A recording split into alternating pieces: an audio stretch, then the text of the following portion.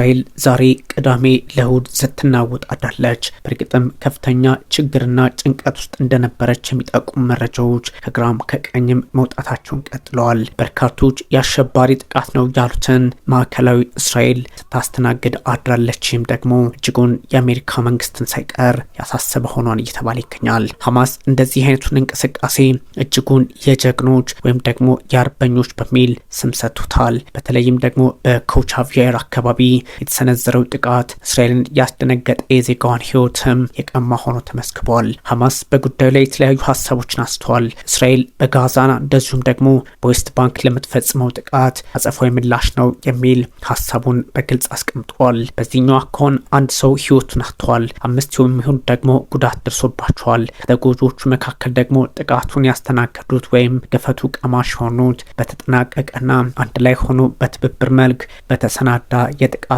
አይነት ወይም ስትራቴጂ እንደሆነ እየተነገረ ይገኛል። በዚህኛው ደግሞ የእስራኤል መንግስት ቁጣውን ቢያሰማም በተለያዩ አካባቢዎች በተለይም በጋዛ አሁን ደግሞ በደቡባዊ ሊባኖስ በዌስት ባንክም ጭምር ለሚፈጽመው ጥቃት አጸፋዊ ምላሽ ነው የሚል ሀሳብ ከሐማሶች በኩል መውጣቱን ቀጥሏል። በማዕከላዊ እስራኤል በተለይም ደግሞ በተጠናና በተደራጀ መንገድ ጥቃቱ ተሰንዝሯል በሚል ፖሊስ እያሳወቀ ይገኛል።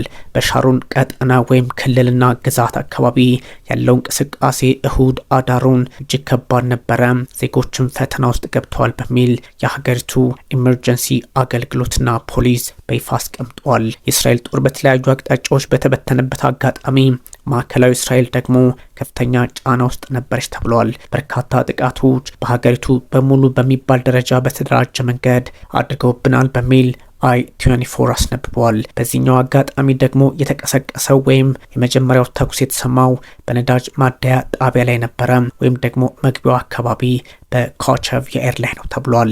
i24 በድጋሚ እንዳስነበበው ጉዳዩ እጅግ አስቸጋሪ ነው። እዚህ ቦታ ላይ ማለትም በኮቻቪየር ላይ 2 ሰዎች ጥቃት ደረሰባቸው፣ ተጎዱ። አንደኛው እጅጉን በከፍተኛ ሁኔታ ቆሰለ፣ ሌላው ደግሞ ቀለል ባለ ሁኔታ። እንደዚህ አይነቱን አጋጣሚ የተጠቀሙት ጥቃት አድራሾች እስራኤል እንደምትለው አሸባሪ ጉዳዩ ላይ የተለያዩ ሀሳቦችን ከመስጠት ራሳቸውን ለጥቃት ማጋለጥ እጣ ፋንታቸው ሆኗል በሚል ሀሳብም ተሰጥቷል።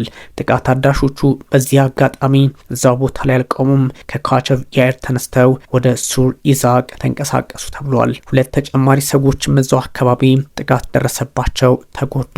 ምንም እንኳን ጉዳቱ ከባድ ባይሆንም ተባለ። እንደዚህ አይነቶቹ እንቅስቃሴ በእስራኤል ፖለቲካ ላይ በራሱ ከባድ ፈተና ሊያመጣ ይችላል ተብሏል። በእስራኤል ታሪክ በሚባል ደረጃ እጅግ አስፈሪውና ገዳዩ ጥቃት ነው ብለዋል። በተለይም ደግሞ በሱር ናታን አካባቢ የተፈጸመው ጥቃት እጅግ አስቸጋሪ እንደነበረ በግልጽ ተቀምጧል። ጥቃት አድራሾቹ በ30 ዓመት ዕድሜ ውስጥ ያለን እንደዚሁም ደግሞ ሲሪየስሊ በተባለ ደረጃ በከባዱ ጉዳት የደረሰበት በ40ዎቹ ውስጥ ያለ ሰው ጥቃት አደረሱበት፣ ጉዳትም ደረሰባቸው ተብሏል። አንዱ ቀላል አንዱ ከባድ ነው። ይሄኛው አካሄድ ደግሞ በእስራኤል የደህንነት ስጋት እንዳለባት የሚያረጋግጥ ነው ተብሏል። ጥቃት አድራሾቹ በሳሊት አካባቢ በደህንነት ኃይል ላይ ተኩስ መክፈታቸውም ተነግሯል። ሰፈር አካባቢ ነው። ትንሽ አስቸጋሪ ሁኔታዎች ተፈጥሮ ነበሩ። የደህንነት ኃይሉም በራሱ መንገድ ወዲያውኑ ጥቃት ሰነዘረ የሚል ሀሳብም ተሰጠ። እዛ አካባቢ ያለውን ኃይል የሚመራው አደራጅ በእርግጥም ወደ እነዚህ ኃይሎች መተኮስ ጀመረ። አጋጣሚ እነዚህ ሰዎች ደግሞ ወደ ሌላ ቦታ ለመሄድ ሞከሩ የሚል መረጃ ወጣ። እዚህኛው አካባቢ ላይ ምንም አይነት ጉዳት እንዳልደረሰም ተነግሯል። እንደ ሜጋን ዴቪድ አዶም MDA ሆስፒታል ከሆነ የተለያዩ ሀሳቦች እየተነሱ ይገኛል። 5 ሰዎች በጠቅላላው ጉዳት ደርሶባቸዋል በጥቃቱ። 2ቱ እጅጉን በአስቸጋሪ ሁኔታ ወይም ደግሞ በነፍስ አድን ጉዳይ ላይ እንዳሉ ተቀምጧል። MDA ያረጋገጠው ነው። 3ቱ ደግሞ በጣም ቀለል ያለ ጉዳት እንደደረሰባቸው ተነግሯል። ይህኛው አካውን ደግሞ በእስራኤል ፖለቲካ ላይ በራሱ ጫና ሊፈጥር የሚችል በሊኩድ ፓርቲም ላይ አደጋ ሊፈጥር እንደሚችል ሳይታለም የተፈታ ነው ተብሏል። ሁሉም ሰዎች ወደ ሆስፒታል ተጉዘዋል። በዚህኛው አጋጣሚ ደግሞ ዜጎች ከቤታቸው እንዳይወጡም ተነግሯቸዋል ተብሏል። የእስራኤል ፖሊስ 2ቱ ተጠርጣሪዎች በዚህኛው ጥቃት ላይ እንደተሳተፉ በስፋት አስቀምጧል። አንደኛው ህይወቱን ሳያጣ አልቀረም ተብሏል። በሴኩሪቲ ወይም በደህንነት ኃይሎች ማለት ነው።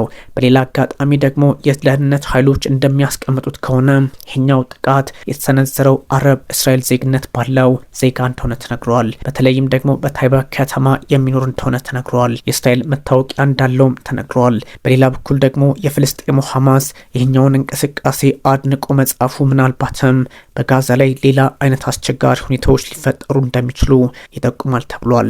i24 እንዳስነበበው የእስራኤል መንግስት እንደዚህ አይነቶቹን አጋጣሚ እነሱ ድሉን ካገኙት ያጠቋቸዋል ለማለት ይጠቀምበታል ተብሏል። ለዚህ ሁለተኛው ተጠርጣሪ ደግሞ በአጋጣሚ ለማምለጥ ሞከረ፣ ወደ ቶዮታ አካባቢ ሄደ። ከዛም ደግሞ ከፍተኛ ጥቃት ለማንሳት ርብርቡም ቀጠለ በሚል ሀሳብ እየተሰጠ ይገኛል። የተለያዩ የደህንነት አካላት ፖሊስ፣ የእስራኤል መከላከያ አይዲኤፍ ወይም ጠቅላላ ጦሩና ሌሎች የደህንነት ኤጀንሲዎች አብረው ተሳታፊ ሆነዋል። አካባቢውን የሚቆጣጠሩ ባለስልጣናትና የእስራኤል መንግስት እዚህ አካባቢ የሚኖረው እንቅስቃሴ ሌላ አይነት ጥቃት ሊፈጠር እንደሚችል ጠቋሚ በመሆኑ በሱሪዛክ አካባቢ የምትኖሩ ሰዎች አርፋችሁ ቤታችሁ ተቀመጡ በሚል ትዕዛዝ ሰጥተዋል። ይህኛውን አጋጣሚ በመጥፎ መጠቀምም ሆነ በበጎ መጠቀም አይቻልም። ምክንያቱም አሁን ያለንበት ሁኔታ አስፈሪና ስጋት ያለበት ነው በሚል ሀሳባቸውን ሰጥተዋል። የእስራኤል መገናኛ ብዙሃን ሁለተኛው ተጠርጣሪም ሳይገደል አልቀረም በሚል ሀሳባቸውን አስቀምጠዋል። በታይባ አካባቢ ማለት ነው። ባለስልጣናቱ በእርግጥ እስካሁን ያረጋገጡት ነገር የላቸውም።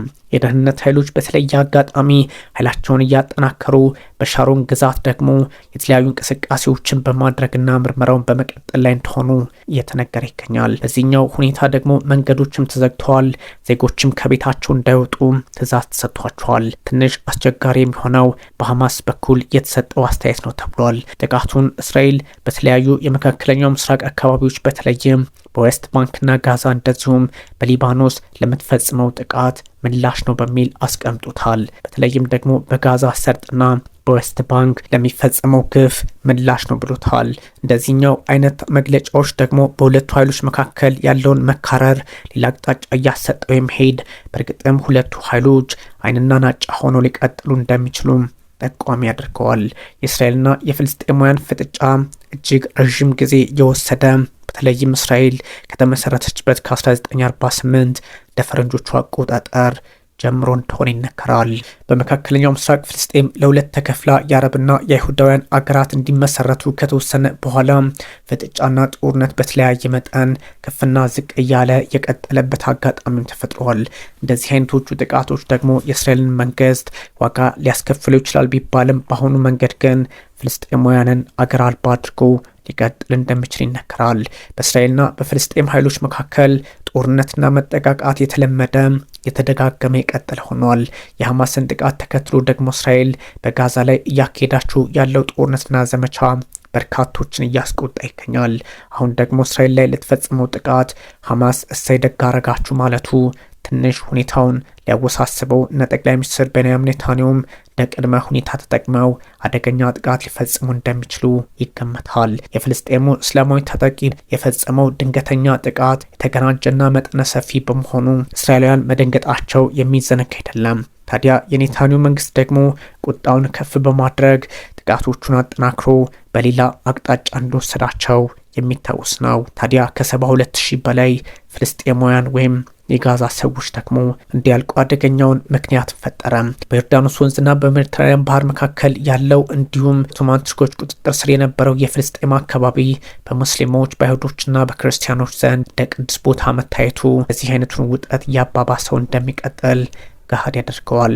አካባቢው በአብዛኛው በአረቦችና በሌሎች ሙስሊም ማህበረሰቦች የተያዘ እንደሆነ ይነገራል። አይሁዶችም ነበሩበት። የመጀመሪያው የዓለም ጦርነትን ተከትሎ የኦቶማን ቱርኮች ግዛት መንግስት ሲፈርስ በወቅቱ የነበረው የዓለም መንግስት ማህበር ሊግ ኦፍ ኔሽን ብሪታንያ የፍልስጤምን ግዛት እንድታስተዳድር ውክልና ሰጣት፣ በሞግዚትነት ማለት ነው።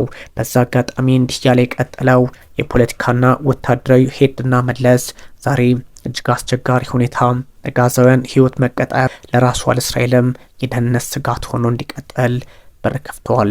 በተለያየ ጊዜያት ብሪታንያ በአካባቢው ላሉ አረቦችና አይሁዳውያን የሚፈልጉትን እንደምታደርግ ቃል ብትገባላቸውም አንዱንም አላሟላችም። ቅሬታና ውጥረትም ከፈጠረ ሰንበትበት ብሏል። ከ75 ዓመታት የተሻገረ ነው። አረቦችና አይሁዶች በየበኩላቸው ፍላጎታቸውን ለማሳካት ጥረትም አድርገዋል። በአረብ ብሔርተኞችና በአይሁድ ጽዮናውያን ወይም ደግሞ አክራሪዎች መካከል ያለው ፍጥጫ ተባብሶ ቀጠለ። በሁለቱም ወገኖች በኩል ታጣቂዎች ራሳቸውን እያጠናከሩ ቀጠሉ።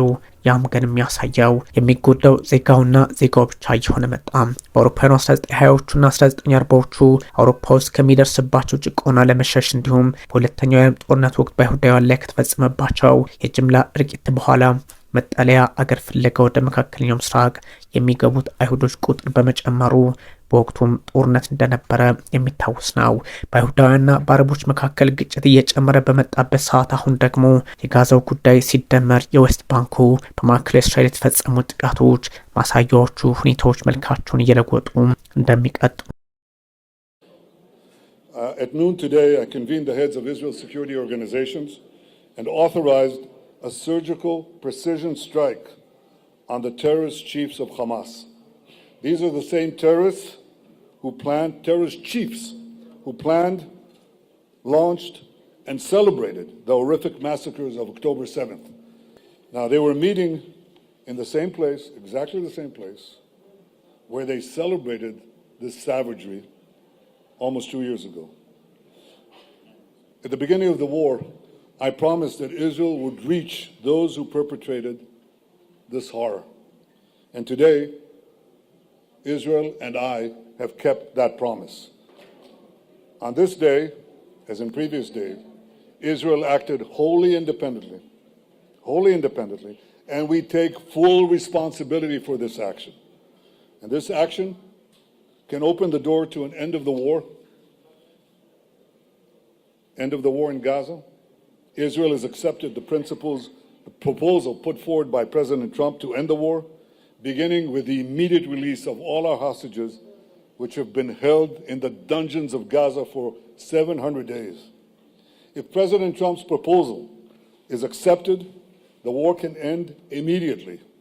We can begin once again to pursue the expansion of peace in our region for the benefit of all. Don't be derailed by these killers. Stand up for your rights and for your future. Make peace with us. Accept President Trump's proposal. Don't worry. You can do it, and we can promise you a different future. But you've got to take these people out of the way. If you do, there is no limit to our common future.